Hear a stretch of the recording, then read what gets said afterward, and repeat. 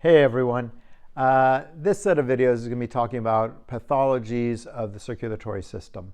And principally going to focus on different kinds of things that create a thrombus or create blockages of circulation and the pathological effects that might have, right? So I want to start that with atherosclerosis.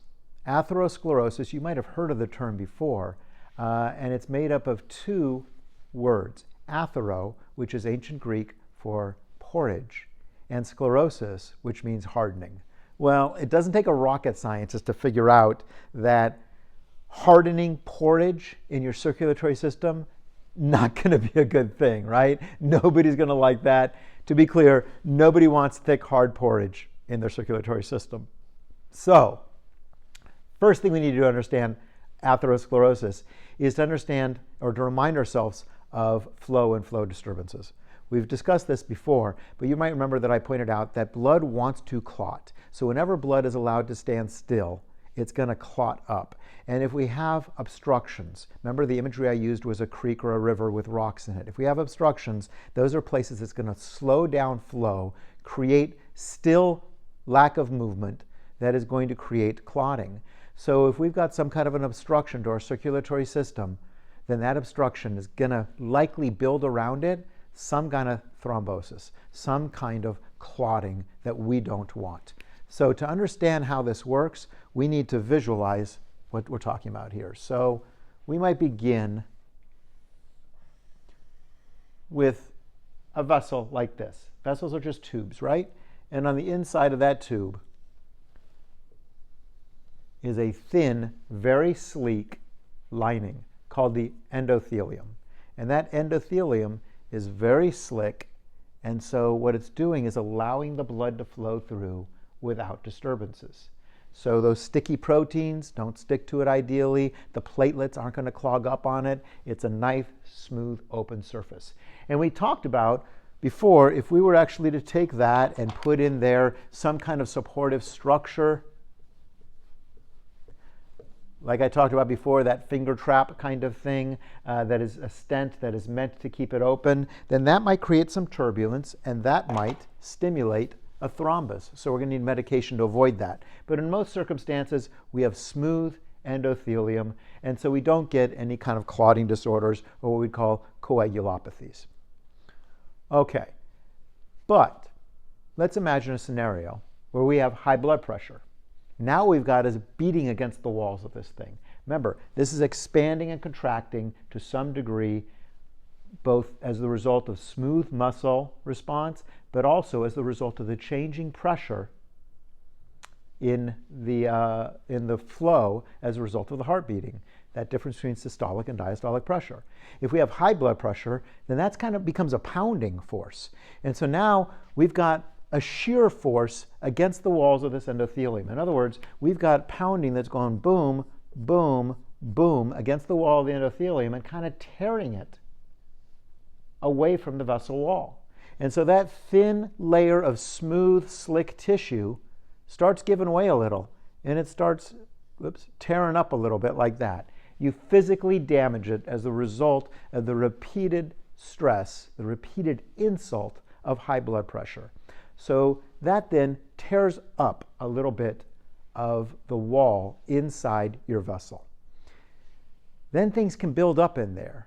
What kind of thing? Well, fats. Typically we blame cholesterols, specifically LDL cholesterols, that will build up in there, junk of different sorts, cellular debris, etc. So we're going to get junk building up in there, and then we're going to get platelets built up in there, and then it's going to start hardening, and we're going to get what's called plaque buildup in the wall of the endothelium. So now this no longer looks like that. It kind of looks like this big thing filled with fats. Cholesterol is a fat, maybe some proteins, maybe other kinds of glump.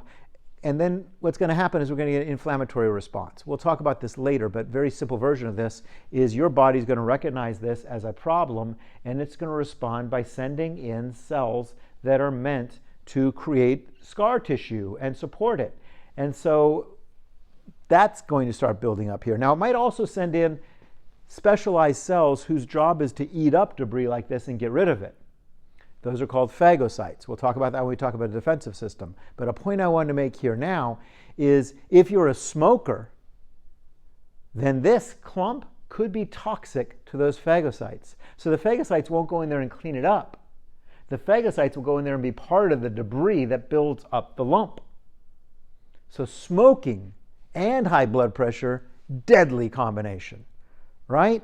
In addition to that, you're going to have the smooth muscle around here that's going to migrate in to kind of deal with this issue. So now you got this big lump that is blocking flow. You used to have this whole area for flow. Now you increasingly are having a much smaller area for blood flow. And as this grows and as it becomes more of a clump and a scar and more debris builds up in there and it becomes harder, it will also be, as it becomes larger, it will also become harder. So now it's getting sclerotic. You can see why they call this basically hardening of porridge, right? It's just like a big clump of hardened porridge right there. One of the scary things about this is most people are asymptomatic. That is, they have no bad adverse effects of this until this is about 70% occluded. So until it looks like, oh, it's 70%, something like that. And at that point, as you can see, the part where blood can get through is pretty darn tiny.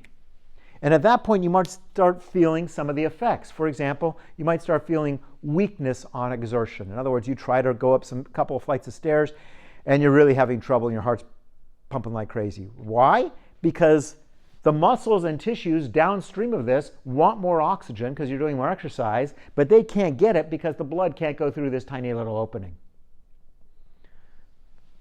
You might feel some other effects too. Maybe some pain. Maybe the lack of perfusion, which is going to lead to some other kinds of effects, maybe pallor or other sorts of things like that. It kind of depends on the situation. But either way, atherosclerosis, not good. This is the kind of thing that can lead to heart attacks, of course, and other issues as well. What kinds of situations lead to this? Well, we already talked about some. High blood pressure, definitely one. Smoking, definitely one. Bad diet, which could include, say, LDL, which is the bad cholesterols, definitely one. We used to think all cholesterols were problematic. Nope. LDLs, lipoproteins, are what are called low-density lipoproteins are the ones that are really problematic. Let's see. What else? Diabetes could be related to this for reasons we'll talk about later. It could just be genetics. So it could be that you got dealt a bad hand from the gene pool, and so you're predisposed to this. So if your mother or father also have atherosclerosis, then this is a sign that you really want to take care of yourself and avoid the compounding issues, right? So if it turns out you're predisposed to this, then you absolutely want to avoid fatty diets. You definitely want to avoid smoking. You definitely want to improve your exercise routine, etc., right? Because exercise is going to help try to avoid some of this by keeping the arteries in all your vessels healthier and keeping the flow more clear. So this kind of blockage can happen anywhere. So to be clear, I just talked about in the heart, but it could happen anywhere in your body. It could happen in the vessels that are bringing blood to your brain, in which case we'd be talking about a stroke.